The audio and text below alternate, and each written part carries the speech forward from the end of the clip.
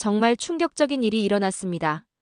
최근 할리우드에서 제작 중인 한국 역사 드라마로 인해 미국이 발칵 뒤집혔다고 합니다. 미국 제작진과 중국, 일본 역사 자문학자들의 억측에 모두가 충격에 빠졌다고 하는데 대체 무슨 일이 있었던 걸까요? 그들의 충격적인 이야기 지금 알아보겠습니다. 시작하기 전 좋아요와 구독은 영상 제작에 도움이 됩니다. 감사합니다. 안녕하세요. 저는 박윤정입니다. 미국 국방부 해양전략사 수석 분석관으로 옥스퍼드에서 해양공학 박사학위를 받았죠. 미 해군 대학에서 강의도 하고 있습니다. 저는 완벽한 미국인이 되기 위해 노력했어요.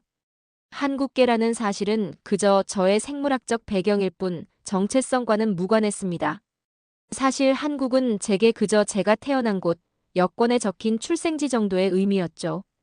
애국심? 그런 건 그저 감정 소모예요. 특히 내가 살지도 않는 나라에 대해서는 더더욱. 제 사무실 책상 위에는 북대서양 전략 계획서와 남중국해 해군력 분석 보고서가 산더미처럼 쌓여 있었습니다. 다음 주 국방부 회의에서 발표할 자료를 준비하느라 밤샘 작업 중이었죠. 냉철하게, 논리적으로, 감정 없이 일하는 게 제 방식이었어요. 그때 전화벨이 울렸습니다. 박 박사님? 저는 댄 모리슨입니다. 유니버설 스튜디오 역사 드라마부 책임 프로듀서고요. 네, 무슨 일이신가요? 지금은 상당히 바쁜데요. 죄송합니다만 저희가 새로운 역사 드라마 시리즈를 기획 중입니다. 동양의 넬슨이라 불리는 이순신 장군에 관한 할리우드 대작이에요. 저는 그 말을 듣고 단칼에 거절하려 했습니다. 한국의 역사 인물이라니 제 현재 업무와는 전혀 관련이 없었어요. 게다가 다음 달에는 나토 해군 전략 포럼에서 기조연설도 해야 했죠. 미스터 모리슨, 죄송하지만 지금 저는 국가 안보와 직결된 중요한 프로젝트를 맡고 있어요. 한국 역사 드라마는 제 전문 분야가 아닙니다. 박사님, 저희는 동아시아 해전 전문가가 필요합니다. 특히 16세기 일본과 조선의 함선 기술과 해전 전략을 비교할 수 있는 전문가요. 당신만큼 적합한 사람이 없어요. 그건 아마 한국 출신 학자들이 더 적합할 겁니다. 저는 이 분야에 대해 깊이 연구한 적이 없어요. 사실 박사님. 그의 목소리가 낮아졌습니다. 제작진 내부에서 문제가 있습니다. 일부 역사 고문들은 거북선이 그저 중국이나 일본 배의 복제품이었다고 주장하고 있어요. 조선은 창의성이 부족했고 항상 주변국을 모방했다는 관점이죠. 순간 가슴 한구석이 뜨거워졌습니다. 부모님의 나라에 대한 특별한 감정이 없다고 생각했는데 피가 거꾸로 솟는 감각이 느껴졌어요. 제가 왜 이런 반응을 보이는지 스스로도 이해할 수 없었죠. 제가 어떤 도움을 드릴 수 있을까요? 다음 주 화요일 LA 스튜디오에서 전체 기획회의가 있습니다. 거기서 고증 방향을 결정할 예정이에요. 박사님이 해양 전략 전문가로서 객관적인 의견을 주시면 큰 도움이 될 것 같습니다. 북대서양 전략 보고서를 바라보았습니다. 마감이 코앞이었죠. 하지만 왠지 이 한국 드라마 프로젝트가 신경 쓰였어요. 화요일이요? 제 일정을 확인해 봐야겠네요. 연락드리겠습니다. 전화를 끊은 후 저는 고민했습니다. 정말 이런 프로젝트에 시간을 쏟을 여유가 있을까? 서랍을 열어 낡은 사진첩을 꺼냈어요. 어릴 적 부모님과 함께 찍은 사진들이었습니다.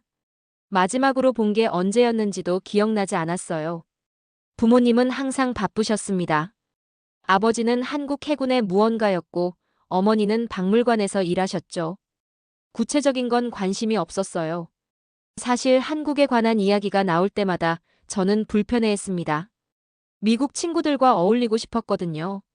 사진 속 부모님 뒤로 보이는 배 한 척의 도면. 그게 거북선이라는 걸 알면서도 모른 척했던 제 자신이 갑자기 부끄러워졌어요. 그것은 부모님의 평생 연구 주제였던. 내가 왜 이러지? 결국 모리슨에게 전화를 걸었습니다. 회의에 참석하겠습니다. 하지만 자문만 드릴 수 있어요. 프로젝트에 깊이 관여할 시간은 없습니다. 감사합니다, 박사님. 정말 큰 도움이 될 거예요. 전화를 끊고 저는 인터넷 검색창에 이순신과 거북선을 입력했습니다. 해양전략사 전문가인 제가 이 주제에 대해 아는 게 거의 없다는 사실이 놀라웠어요. 영어로 된 자료는 턱없이 부족했고 대부분 일본 관점에서 쓰인 것들이었습니다. 밤이 깊어가는데도 저는 자료를 찾아 읽었어요. 한국 해군사에 대한 논문들, 번역된 사료들. 그리고 문득 깨달았습니다. 제가 지금까지 제 뿌리, 제 역사를 얼마나 무시하고 살아왔는지. 로스앤젤레스 유니버설 스튜디오의 회의실. 커다란 디스플레이에는 아이언 애드미럴 이순신 프로젝트라는 타이틀이 떠 있었습니다. 거대한 원형 테이블 주위로 할리우드 제작진들이 앉아 있었어요. 감독, 각본가, 역사 자문, 제작 관계자들까지 약 15명 정도의 사람들이었죠. 박 박사님 오셨군요. 소개해드릴게요. 이분은 마크 스텔링 감독, 그리고 제이크 허드슨 각본가예요. 여기 킴 최는 저희 작가팀의 한국계 미국인이죠. 댄 모리슨이 사람들을 소개했습니다. 저는 가볍게 고개를 끄덕이며 인사했어요. 킴이라는 젊은 여성은 약간 긴장한 표정이었습니다. 자, 시작하죠. 오늘 우리는 이순신 드라마의 역사적 정확성과 시각적 표현에 대해 논의할 겁니다. 스크린에 16세기 동아시아 해전 장면의 컨셉 아트가 띄워졌습니다.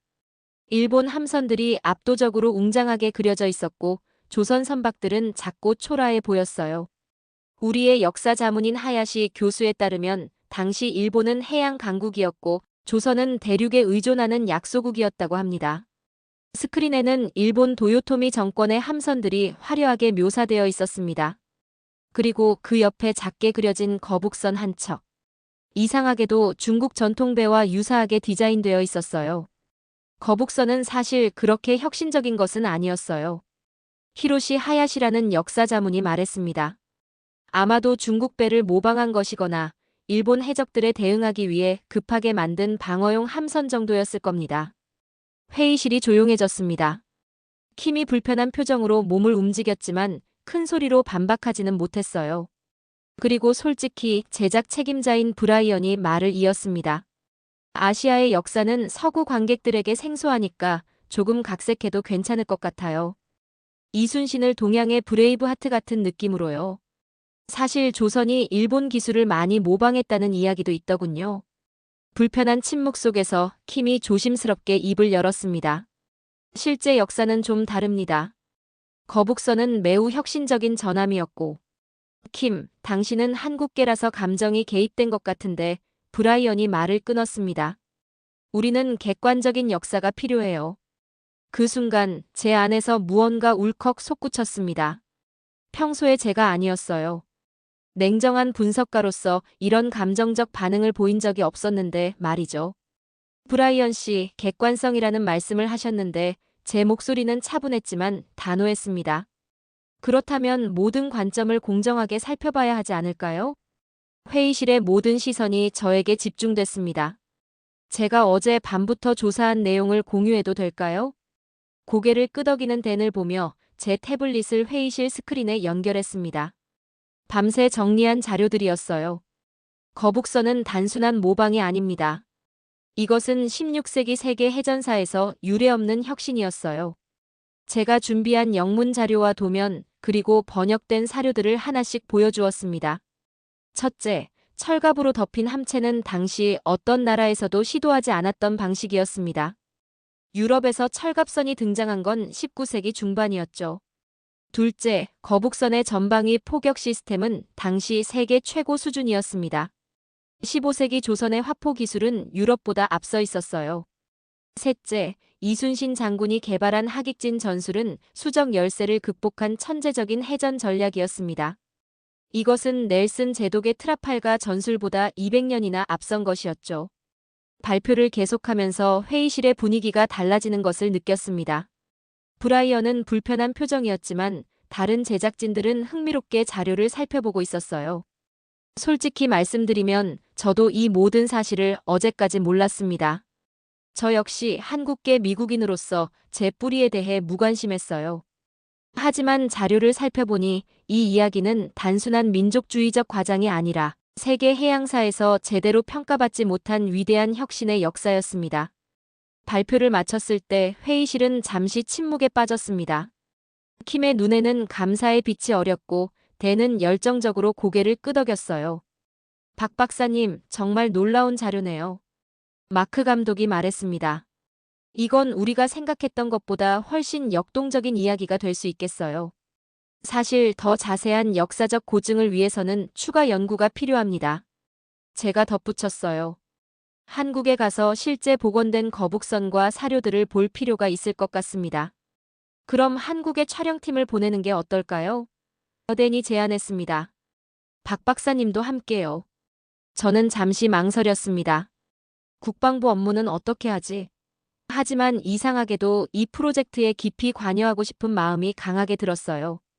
생각해 볼게요. 일정을 조정해 봐야 합니다. 회의가 끝난 후 킴이 다가왔습니다.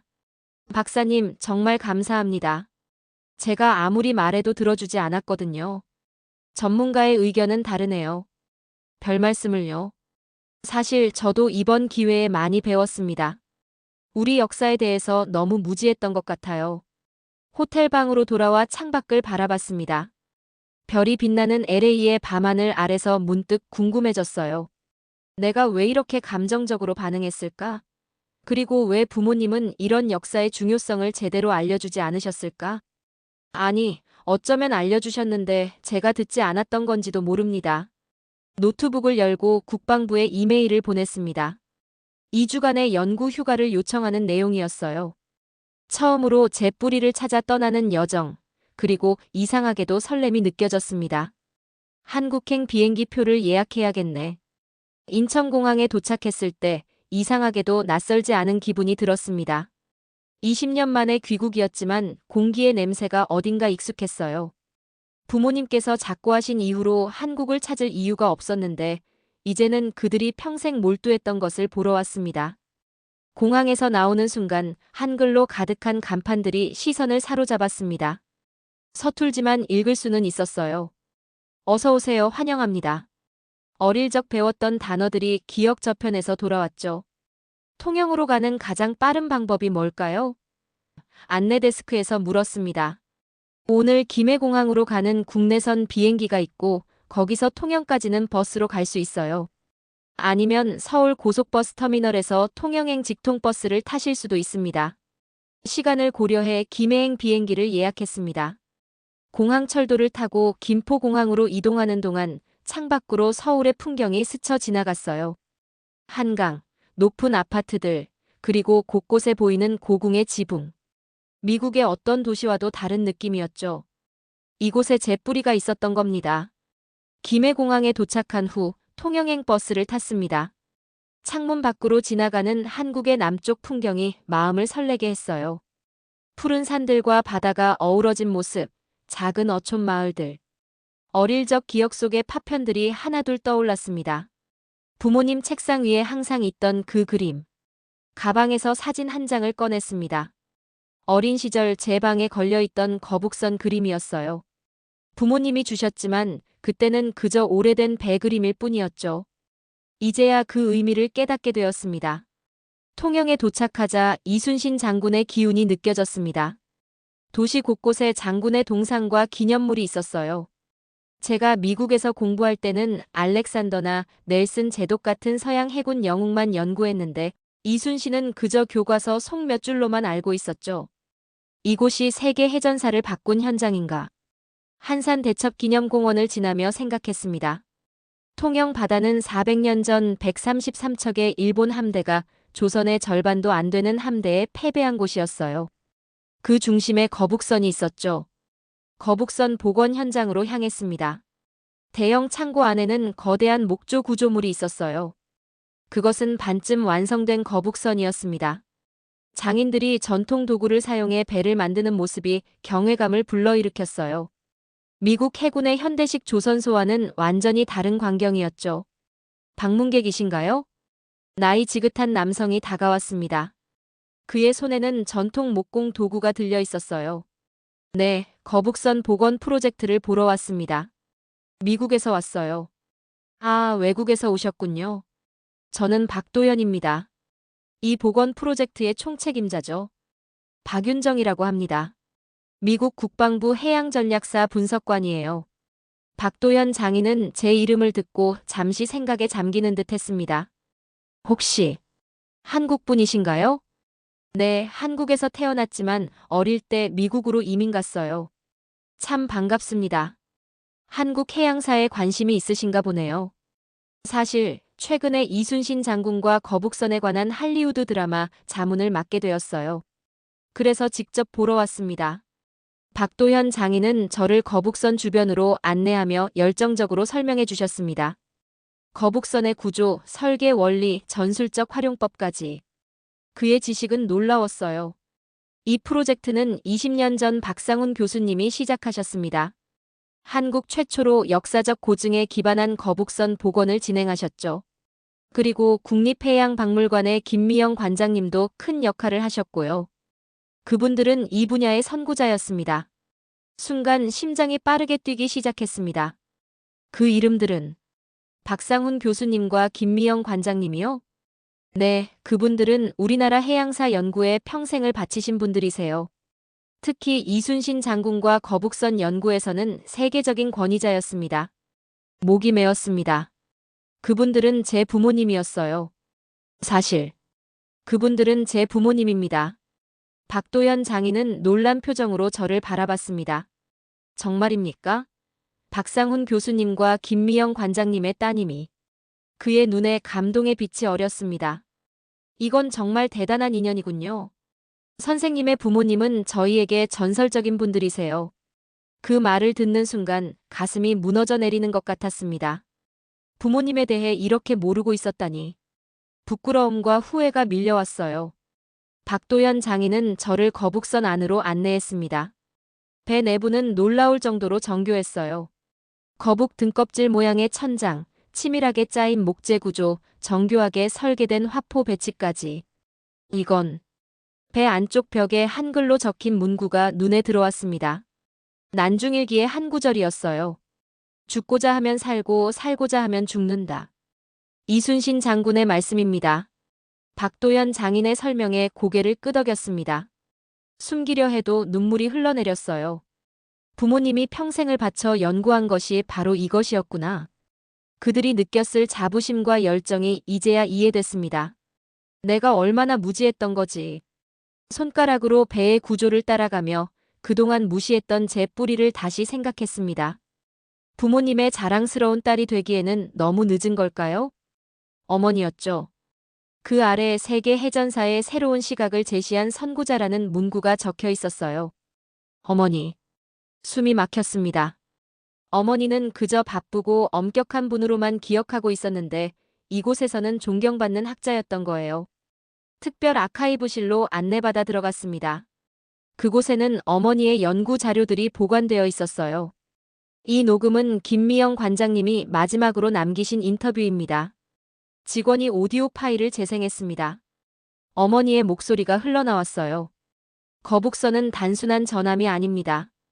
그것은 조선의 혼이자 위기의 순간에 피어난 창의성의 결정체죠. 윤정이.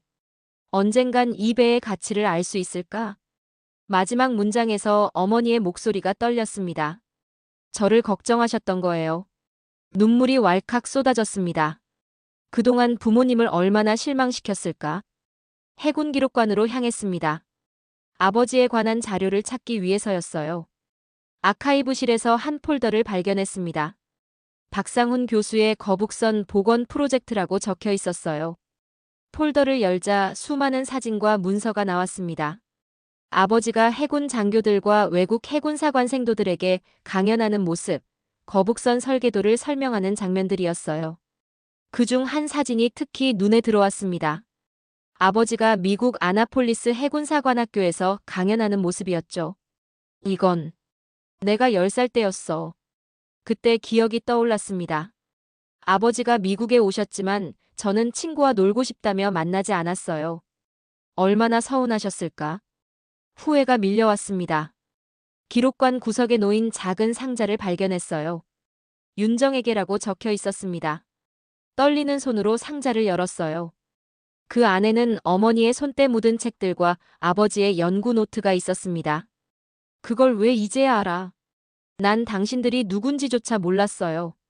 상자를 끌어안고 한참을 울었습니다. 부모님이 제게 물려주고 싶었던 자부심, 역사에 대한 애정, 학문적 열정. 모두 저는 외면했던 거예요. 그날 밤 호텔방에서 부모님의 책과 노트를 하나하나 읽었습니다. 그들이 평생을 바쳐 연구한 것들이 얼마나 가치 있고 중요한 것이었는지 비로소 깨달았어요. 저는 결심했습니다. 부모님의 뜻을 이어 거북선과 이순신 장군의 진정한 가치를 세계에 알리겠다고. 다음 날 다시 통영의 거북선 복원 현장으로 돌아왔습니다. 이번에는 다른 마음가짐으로요. 단순한 관광객이 아니라 배우고 이해하려는 자세로 찾아갔습니다. 박장희님, 제대로 배우고 싶습니다. 거북선에 대해 더 알려주세요. 박도현 장인은 환하게 웃으며 거북선의 구조를 하나하나 설명해 주셨어요. 그의 손끝에서 나무는 생명을 얻었습니다. 장부 맞춤 기술은 못을 사용하지 않고도 견고한 구조물을 만들어냈죠. 이 배는 왜 그렇게 특별한가요? 박 박사님, 16세기에 이런 배를 만든다는 건 상상 이상의 일이었습니다. 철갑으로 덮인 함체, 전방위 공격이 가능한 포배치, 그리고 심리전까지 고려한 설계. 그 시대에는 혁명적이었죠. 장인의 설명을 들으며 새롭게 보이는 거북선. 우리가 그저 옛날 배라고 생각했던 것이 사실은 당대 최첨단 기술의 집약체였다니요. 우린 가난했지만 정신은 누구보다 앞섰죠. 기술이 없었던 게 아니라 관심을 안 줬을 뿐이에요. 박도연 장인의 말이 가슴에 와닿았습니다. 맞아요. 우리 역사에서 주목받지 못했을 뿐 뛰어난 기술과 정신은 늘 그 자리에 있었던 거죠. 그동안 저는 한국 역사를 너무 얕봤어요. 부끄럽습니다. 박사님, 알아가는데 늦은 때는 없어요. 지금부터라도 배우면 됩니다. 그날 하루 종일 저는 장인들의 작업을 지켜봤습니다. 전통 도구를 사용해 나무를 다듬고 정교하게 배의 뼈대를 세우는 모습은 경이로웠어요. 현대 기술 없이도 이런 정밀한 작업이 가능하다니. 함께 일하던 젊은 연구원이 다가왔습니다. 박 박사님, 이건 당시 거북선의 내부 구조에 관한 최신 연구 자료예요. 혹시 관심 있으실까 해서요. 자료를 살펴보니 거북선의 내부 구조는 상상 이상으로 과학적이었습니다. 중앙 갑판을 중심으로 균형 잡힌 무게 배분, 효율적인 노젓는 구조, 전투 중에도 안정성을 유지하는 설계. 16세기에 이런 공학적 사고가 가능했다니요. 이건 놀랍습니다. 저는 깨달았습니다. 우리가 한국을 모른 거지 한국이 뒤처진 게 아니었어요. 서양 중심의 역사관으로 인해 동양의, 특히 한국의 혁신과 창의성은 제대로 평가받지 못했던 겁니다. 복원 중인 거북선의 내부로 들어갔습니다. 좁은 공간이었지만 놀랍도록 효율적으로 설계되어 있었어요. 각 공간의 용도, 전투 시 대형 전환의 용이성, 심지어 적군의 심리를 위축시키는 장치들까지. 다시 한번 고개를 숙일 수밖에 없었습니다. 장인님, 이 배는 단순한 군함이 아니었군요. 총체적인 전략 무기였어요. 그렇습니다. 이순신 장군은 단순히 용감한 장수가 아니라 뛰어난 전략가이자 과학자였습니다. 그날 저녁 바닷가에 앉아 노을을 바라보며 생각했습니다. 내가 그동안 얼마나 무지했는지, 그리고 이제부터 무엇을 할 수 있을지. 마음속에서 새로운 사명감이 피어올랐어요. 복원 프로젝트에 참여한 지 일주일이 지났습니다. 이제는 매일 아침 일찍 현장에 나가 장인들의 작업을 관찰하고 질문하고 배웠습니다. 국방부의 휴가를 연장했어요. 이것은 단순한 연구가 아니라 제 정체성을 찾는 여정이었으니까요. 박사님, 오늘은 대형 수조에서 실험할 예정입니다. 함께 하시겠어요? 연구팀의 제안에 기꺼이 동의했습니다. 그들은 거북선의 축소 모형을 만들어 성능을 테스트하고 있었어요. 현대 과학으로 검증하는 조선 기술이라니 얼마나 흥미로운 일인가요? 대형 수조에서 진행된 실험은 충격적이었습니다. 컴퓨터 데이터가 화면에 실시간으로 표시되었어요. 보십시오. 거북선의 속도는 당시 일본 전함보다 18% 빠릅니다. 현대 물리학으로 계산해보니 그 특유의 용골 구조가 물의 저항을 최소화했기 때문이죠. 연구원이 자료를 보여줬습니다. 놀라웠어요. 기동성 측면에서는 더욱 놀라웠습니다. 거북선의 특수한 방향타 시스템은 회전 반경을 일반 전함의 60%로 줄였고 이는 좁은 해협에서 큰 이점이 되었을 거예요. 이건 정말 대단합니다. 안정성 지표를 보세요. 평균 파고 1.5m의 거친 바다에서도 롤링각이 12도를 넘지 않아요. 당시 다른 함선들은 보통 2530도였거든요. 충격 흡수 능력도 독보적이었습니다. 철갑과 이중 선체 구조가 외부 충격의 78%를 흡수했어요. 더 놀라운 건 화력이었습니다. 거북선의 포 배치는 천재적입니다. 360도 전방위 공격이 가능했고 전두부의 용머리에서 나오는 연기는 화학 분석 결과 유황과 석회의 혼합물로 적의 시야를 가리는 동시에 호흡기를 자극했을 거예요. 연구팀장의 흥분된 목소리가 울려 퍼졌습니다. 컴퓨터 시뮬레이션 결과도 마찬가지였어요. 거북선의 전방위 포격 능력, 철갑에 의한 방어력, 그리고 심리전 효과까지 수치화하니 그 우수성이 명확히 드러났습니다. 실험 장면을 다큐멘터리로 촬영 중이던 외국 전문가들의 반응도 인상적이었어요. 이건 단지 배가 아니라 당시로선 상상할 수 없는 전략 무기였습니다. 서양 역사에서는 이런 혁신을 18세기까지도 찾아보기 힘들어요. 영국 해양공학자의 말이 귓가에 맴돌았습니다. 맞아요. 이것은 그저 토착적인 선박이 아니라 세계 해전사를 다시 써야 할 정도의 혁신이었던 거죠. 일본에서 온 박물관장도 깊은 인상을 받은 듯 했습니다. 솔직히 말씀드리자면 우리는 한국 역사를 너무 얕잡아 봤습니다. 이런 기술적 성취를 보면서 깊이 사과드립니다. 그의 진심 어린 말에 고개를 끄덕였습니다. 역사는 승자에 의해 쓰이지만 진실은 언젠가 반드시 드러나는 법이니까요. 그날 저녁 연구팀과 함께 실험 데이터를 정리하면서 흥분을 감출 수 없었습니다. 이 내용을 할리우드 드라마 제작진에게 보내야겠다고 생각했어요. 이것은 단순한 고증이 아니라 세계가 알아야 할 진실이었으니까요. 박사님, 이 자료들로 국제학술대회에서 발표하면 어떨까요? 거북선의 가치를 세계에 알릴 수 있을 거예요. 연구원의 제안에 망설임 없이 동의했습니다. 제가 해야 할 일이 바로 이것이었어요. 부모님이 평생 연구하신 것을 세계에 알리는 것. 그것이 제가 할 수 있는, 그리고 해야 할 일이었습니다. 그날 밤 호텔방으로 돌아와 노트북을 펼쳤습니다. 거북선 16세기 조선의 해양혁명이라는 제목으로 논문을 쓰기 시작했어요. 이제야 제가 가야 할 길이 보였습니다. 논문을 쓰기 위해 자료를 찾던 중 부모님이 남긴 상자 속에서 아버지의 낡은 연구 노트를 발견했습니다. 해전 전략 노트라고 쓰여 있었어요.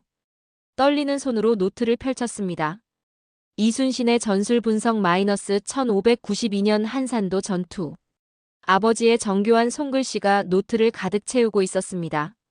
그림과 도표, 전략 분석이 상세하게 기록되어 있었어요. 미국 해군 대학에서 가르치는 현대 해전 전략보다 더 체계적이고 과학적이었습니다. 하객진 전술의 수학적 분석 마이너스 각도와 타이밍이 관건이다. 아버지는 이순신의 전법을 현대 물리학과 전략론으로 재해석하셨더군요.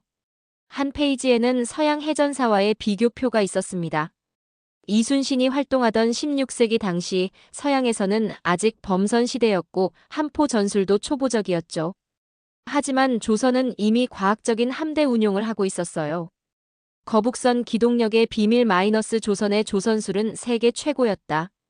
아버지의 메모에는 거북선의 비밀이 담겨 있었습니다. 용골 설계부터 방향타 시스템, 화포 배치까지.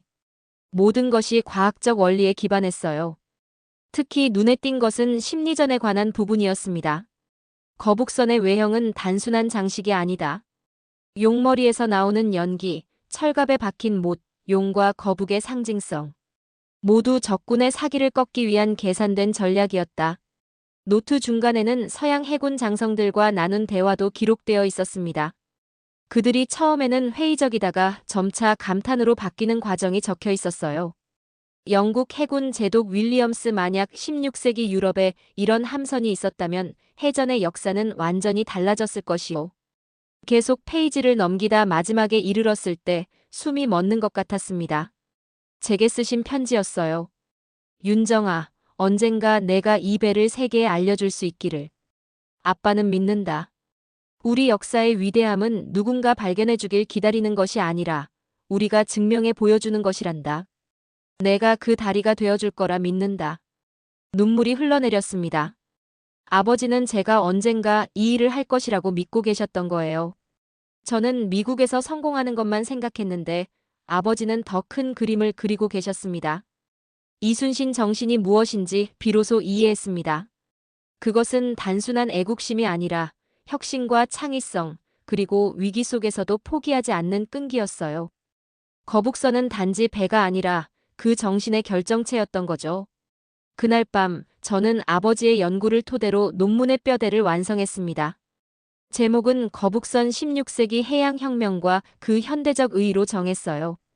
이것은 단순한 학술 논문이 아니라 아버지의 꿈을 잇는 작업이었습니다. 1년 후 로스앤젤레스 코닥 극장. 이순신 장군을 다룬 할리우드 드라마 아이언 애드미럴의 시사회가 열렸습니다. 제작 과정에서 저는 단순한 자문을 넘어 공동 각본가로 참여했어요. 객석에는 세계 각국의 해군 장교들과 역사학자들이 앉아 있었습니다. 드라마는 큰 반향을 일으켰어요. 뉴욕타임스는 역사를 다시 쓰게 만드는 작품이라 극찬했고, 일본에서도 우리가 몰랐던 조선의 위대함이란 제목의 특집 기사가 실렸습니다. 에밀리상 시상식에서 최우수 역사 드라마상을 수상했을 때 그 트로피를 들고 생각했습니다. 부모님, 이제야 제가 알게 되었어요. 시사회 후 저는 본격적인 세계 순회 강연을 시작했습니다. 미 해군사관학교부터 영국 그리니치 해양대학, 일본, 중국, 러시아까지 거북선 다큐 강연을 통해 조선의 해양 기술을 알렸어요. 특히 인상적이었던 건 아나폴리스 강연이었습니다. 제가 강의하던 곳이었지만 이번엔 완전히 다른 주제로 섰죠. 여러분, 오늘 제가 소개할 배는 단순한 전함이 아닙니다. 대형 스크린에 거북선의 3D 복원도가 나타났어요. 이 배는 당시 서양보다 최소 150년은 앞선 기술이었습니다. 용골의 구조를 보십시오. 물의 저항을 최소화하면서도 안정성을 극대화했습니다. 현대 잠수함의 선체 설계와 놀랍도록 유사하죠. 청중 중에는 현역 해군 제독들도 있었습니다. 그들의 놀란 표정이 기억에 남아요. 이순신 장군의 전술 매뉴얼을 분석해보면 그가 단순한 용맹한 장수가 아니라 과학자이자 전략가였음을 알 수 있습니다. 그의 풍향과 조류 계산법은 당시 서양의 어떤 해군도 따라올 수 없었죠. 강연이 끝날 무렵 마지막 슬라이드를 보여줬습니다. 그것은 부모님의 사진이었어요. 이분들은 제 부모님입니다. 평생을 한국 해양사 연구에 바치셨죠. 저는 그것의 가치를 너무 늦게 알았습니다. 목소리가 떨렸지만 계속했어요. 조선의 배는 단순한 선박이 아닙니다. 그것은 정신이고 철학이며 무너져가는 세계에 전하는 책임의 메시지입니다. 위기 속에서도 혁신을 통해 극복할 수 있다는. 잠시 숨을 고르고 말을 이었습니다. 그리고 저 박윤정은 대한민국의 딸입니다. 순간 강연장은 기립박수로 가득 찼습니다. 미국에서 성공한 해양 전략 전문가가 아니라 자랑스러운 한국인으로서 인정받는 순간이었어요. 그로부터 몇 달 후 한국으로 영구 귀국했습니다. 미 국방부를 떠나 서울대학교 해양공학과 교수로 부임했어요. 그리고 부모님의 묘소 앞에 무릎을 꿇고 오랫동안 말없이 앉아 있었습니다. 아버지, 어머니, 이제야 알게 되었어요. 당신들이 평생 지키고자 했던 것이 무엇인지, 그리고 제가 해야 할 일이 무엇인지. 봄바람이 묘지 주변의 벚꽃을 흩날렸습니다. 마치 부모님이 저를 반기는 것 같았어요. 작은 봉투를 꺼냈습니다. 에밀리상 시상식에서 받은 메달이었죠. 이건 제가 받은 것이 아니에요. 당신들의 업적을 이어받아 그저 세상에 알린 것뿐이니까요. 메달을 묘비 앞에 조심스럽게 놓았습니다. 그리고 제가 준비한 새 책 한 권도 함께 놓았어요. 잊혀진 해양강국, 조선의 재발견이란 제목의 책이었습니다. 영어, 프랑스어, 중국어, 일본어로 동시에 출간된 첫 저작이었죠. 이제는 제가 그 배를 전 세계에 알리겠습니다. 약속해요.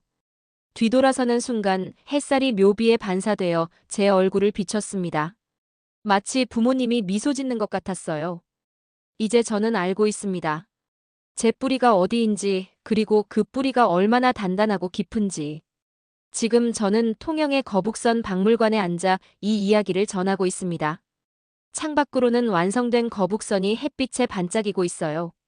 그리고 그 주변에는 세계 각국에서 온 관광객과 학자들이 감탄하며 서 있습니다. 제 이름은 박윤정. 그리고 저는 대한민국의 딸입니다. 거북선은 단순한 배가 아닙니다.